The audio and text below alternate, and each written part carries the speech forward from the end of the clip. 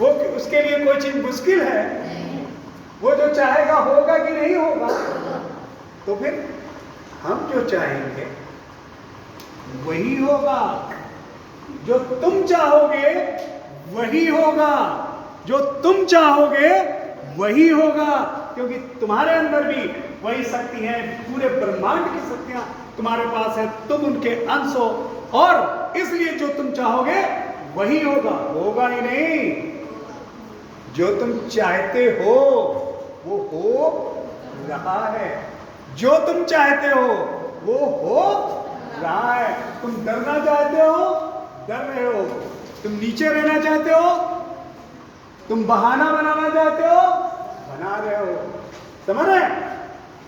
गिरते हैं घुड़सवार ही मैदाने जंग में, वो शख्स क्या चले जो घुटनों के बल, वो शख्स क्या गिरे जो घुटनों के बल चले। कहने का मतलब क्या है, जब आप अपने कार्य अपने एम को जैसे तैयार करके आगे बढ़ते हैं, कई परेशानियां आती हैं, आपको कहीं कहीं असफलताएं भी मिलती हैं, लेकिन डरने की जरूरत नहीं है। फिर उठना है, फिर चलना है, फिर उठना है, फिर चलना है। कब तक? जब तक हमें अपनी मंजिल, अपना लक्ष्य तो लक्ष्य को पाना है। डरना नहीं है, शक्तियां हमारे अंदर है। किसकी शक्तियां अंदर है? उस। इसलिए मुझे कभी किसी से डरने की जरूरत नहीं है। जो हम चाहेंगे, जो हम चाहेंगे, मेरे साथ बोलो, जो हम चाहेंगे वही होगा। पूरी चीज बोलो, जो हम चाहेंगे। पहले बोलो, जो हम चाहेंगे वही होगा। अगेन, और तेज, और तेज, और तेज। Yes, good. जब हम तेज बोलते हैं तो लोग डर जाते हैं, है ना? तो हमें तेज बोलना चाहिए। किसको डराने के लिए? किसको डराने के लिए तेज बोलना चाहिए? सरल सरल चीजें नोट करते हैं ना, दिमाग में याद रखना। हमारे अपने गुलामों को डराने के लिए। कौन है तुम्हारे गुलाम?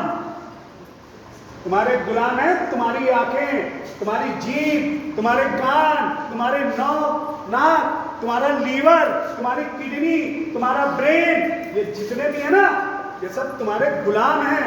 इनसे तुम्हें काम लेना है। जब तुम चिल्ला के बोलोगे ना, उनकी हिम्मत नहीं है कि वो कहे नहीं यार आप पिक्चर देखने। जब तुम बोलोगे नहीं तैयारी करनी है, आईएएस बनना है, तो उनकी हिम्मत नहीं पड़ेगी कि भैया 2 मिनट के लिए हम बाहर घूमें, दोस्तों से बात कर लें, मोबाइल फेंक देंगे। जो ये मोबाइल से छुटकारा नहीं पा पाते हैं, जो दूसरी चीजों से छुटकारा नहीं पा रहे हैं, तो वो उन गुलामों के गुलाम बन चुके हैं।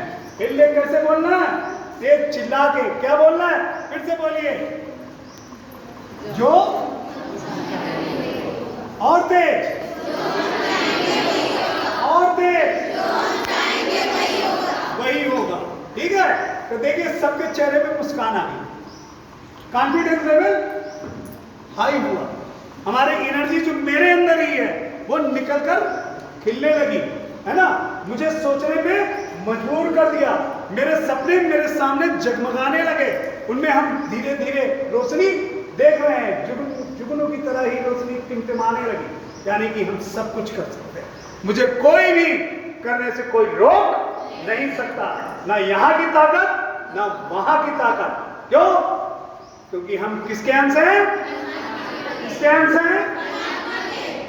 एक एक सेकेंड अगर आप ये याद रखोगे तो परमात्मा हमेशा 24 घंटे देख रहे हैं।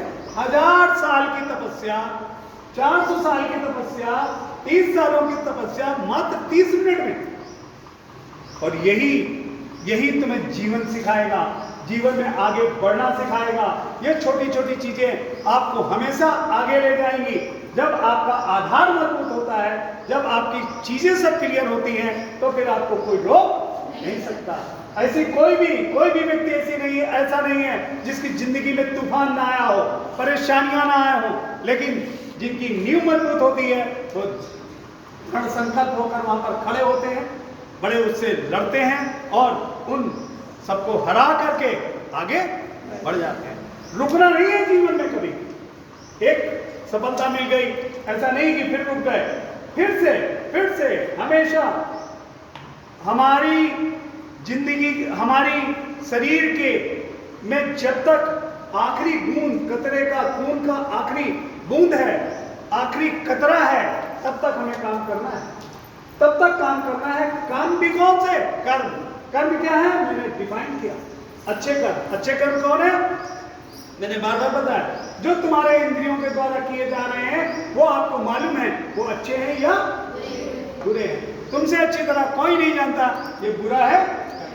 कोई तुमसे कहता है शराब पियो, हाँ चलेंगे शराब पिएंगे, क्या तुम्हें नहीं मालूम शराब पीना? ऐसा कोई है जिसे ना मालूम? क्योंकि आत्मा का तो कनेक्शन है ही है। आत्मा कभी बुरी नहीं होती, वो तो हमेशा भगवान का अंश है, वाइटल फोर्स है, वो कभी बुरी हो नहीं सकती। तो सब मालूम है। तो जीने का एक एक बच्चे को ये चीज मालूम होनी चाहिए। वो चीज हर एक बच्चे को वो चीज मालूम होनी चाहिए। देखिए, आपको स्कूटर चलाते हैं, आपको मालूम है कि एक्सीलेटर अगर करेंगे तो क्या होगा, आपको मालूम है कि ब्रेक लगाएंगे तो क्या होगा।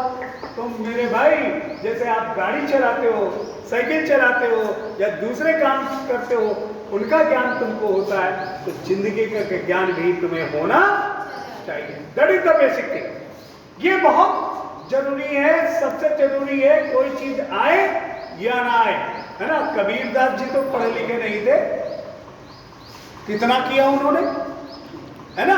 तो क्योंकि उनकी सब चीजें क्लियर थी, वो जानते थे। सूरदास जी आंखों के अंधे थे, फिर भी वो जानते थे कि कौन है, मैं किस